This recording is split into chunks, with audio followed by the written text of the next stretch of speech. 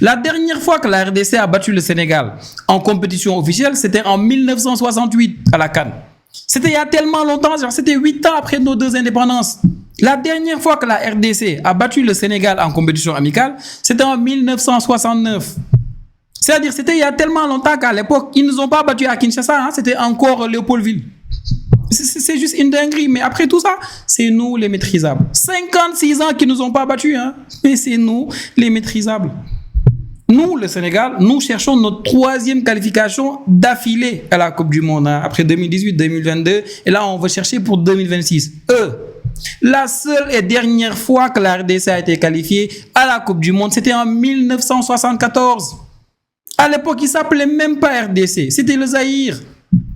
Du coup, je ne sais même pas si ça compte.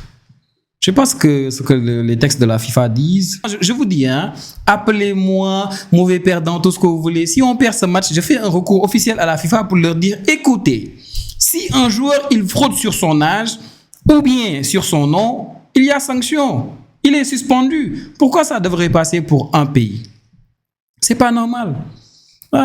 Des pétitions, des signatures, moins de 80 000 signatures, pour moi, le recours là a des chances de passer. C'est pas normal. Et après tout ça, c'est nous les maîtrisables. Et devinez pourquoi? Parce qu'ils sont venus chez nous et ils nous ont maîtrisés. Dans cette phase de qualification là, au match aller, ils sont venus au stade Abdoulaye Wade. Ils nous ont maîtrisés. À cause de qui? À cause d'Aliou Cissé.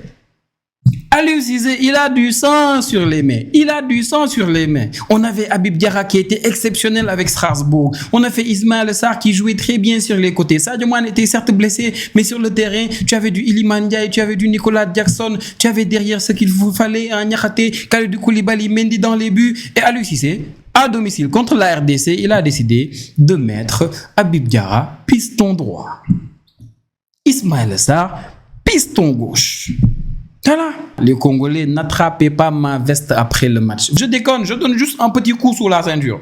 Vous nous vannez depuis des jours. Je donne juste un petit, voilà. Mais pour être un peu plus sérieux, ce sera un match très important entre le 18e pays au classement FIFA et le 61e pays au classement FIFA.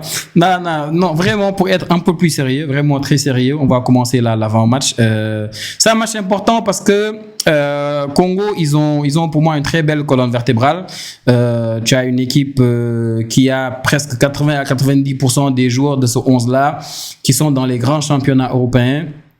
Même si le gardien, je pense, il n'a pas de club.